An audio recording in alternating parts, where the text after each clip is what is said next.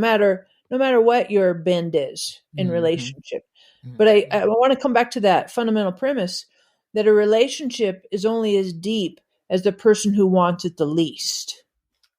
And so I want our listeners to really sit with that and consider, how would I accept the invitation from Holy Spirit to go deeper wherever I'm at in that whole journey. Maybe I'm already thinking I'm in the 12-foot end. Maybe I'm on the sideline out and the whole thing just freaks me out and scares the bejeebers out of me. Wherever. Maybe some of us have been doing this groove and we're already like waist high. But I think Holy Spirit is asking, inviting us to go deeper and just to invite us to say yes to more and greater depth, more friendship. Mm. Mm. So, Saint, you know we're about the business of helping you create space so you can commune with God. Well, this is one of those times. Let's focus specifically on what Sarah is suggesting.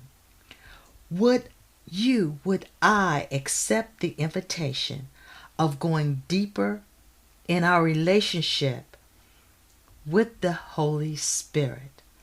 Would we accept his invitation? I'll give you a few minutes to just ponder that.